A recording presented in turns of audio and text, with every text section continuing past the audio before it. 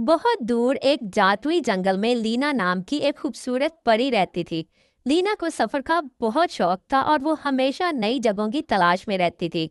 उसके पास चांदी के पर थे जो सूरज की रोशनी में चमकते थे, और वो बादलों पर सवार होकर दुनिया भर का सफर करती थी। हर सुबह लीना अपने जादुई बैग में शफा की जड़ी बूटियां और खूबसूरत फूल रखकर नया सफर शुरू करती थी।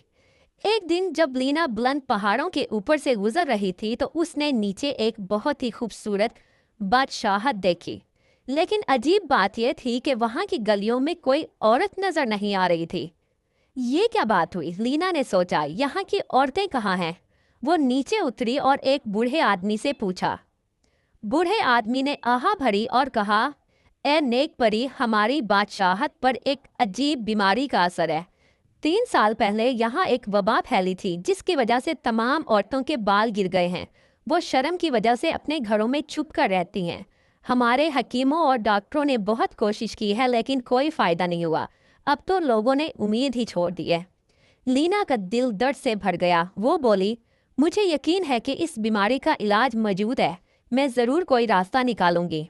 लीना ने अपनी जादुई किताब खोली जिसमें तमाम बीमारियों के इलाज लिखे थे। काफ़ी तलाश के बाद उसने पाया कि सुनहरी शफा का फूल। ये फूल सिर्फ बुलंद तरीन पहाड़ की चोटी पर उगता है। उसको अगर नदी के पानी में डाल दिया जाए तो इस बीमारी का इलाज मुमकिन है।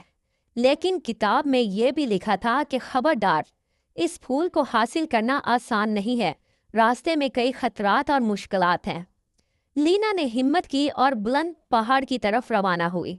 जैसे ही वो पहाड़ के पास पहुंची, काले बादलों ने उसका रास्ता रोक लिया। बिजली कड़क रही थी और तेज हवाएं चल रही थीं। लीना के पर भीग गए और उसका उड़ना मुश्किल हो गया। मैं हार नहीं मानूंगी, लीना ने कहा, और अपने जादुई बैग से सूरज का फूल निकाला। उसकी रोशनी से काले बादल हट गए और रास्ता साफ हो गया। जब लीना पहाड़ के दरमियान में पहुंची तो अचानक शदीद बर्फबारी शुरू हो गई। ठंड इतनी तेज थी कि उसके पर जमने लगे। लीना ने अपने दिल में बादशाहत की औरतों को याद किया जो अपने घरों में छुप कर रो रही थी। उसके दिल में गर्मी इतनी बढ़ी कि बर्फ पिघलने लगी। पहाड़ की चोटी के करीब पहुंचकर लीना को काले शैतान परिंदों का सामना हुआ। वो इस पर हमला करने लगे और चीखते हुए कहने लगे कि वापिस चली जाओ, ये फूल हमारा है। लीना ने मोहब्बत का गीत गाया। उसके गीत की मिठास सुनकर शैतानी परिंदे खामोश हो गए और रास्ते से हट गए। आखिरकार लीना पहाड़ की चोटी पर पहुंच गई। वहां एक छोटा सा बाग था जिसमें सुनहरी शफा के फूल खिल रहे थे। लेकिन पहाड़ के नीचे से एक सुनहरी सांप निकला जो दरअसल उस बाग का मुहाफिज था। सांप ने गुस्से में कहा, ये फूल हर एक के लिए नहीं है। इनकी ताकत सिर्फ उसके हाथों में जा सकती है जो खुद कुर्बानी देने को तैयार हो। लीना ने खौफजदा होने की बजाय अपनी नीयत की सच्चाई बयान की। सांप उसकी कुर्बानी देखकर मुस्कुराया और कहा, जा नेक परी, तेरी नीयत इन फूलों से भी ज्यादा पाकीज़ा है।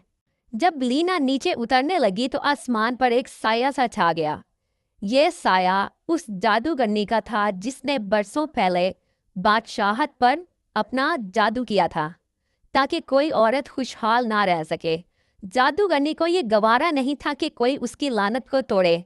लेकिन लीना ने नहायत अक्लमंदी से शफा के फूलों की रोशनी को अपने गिर्द एक दायरे में फैला लिया। फूलों की खुशबू और रोशनी से जादूगरनी कमजोर हो गई। वो चीखती हुई हवा में गायब हो गई। वापिस बादशाहत पहुंचकर लीना ने तमाम औरतों को बाहर बुलाया। पहले तो वो डरती रहीं, लेकिन लीना की नेक नीयत देखकर वो सब बाहर आईं। लीना ने शफा के फूलों को पहाड़ी नदी के साफ पानी में मिलाया और कुछ जादुई अल्फाज कहे। पानी सुनहरा हो गया और उससे खूबसूरत खुशबू आने लग गई। जब औरतों ने ये पानी अपने सरों पर लगाया तो फौरी तौर पर नए बाल उगने शुरू हो गए। वो बाल पहले से भी ज्यादा लंबे, मुलायम और चमकदार थे। पूरी बादशाहत में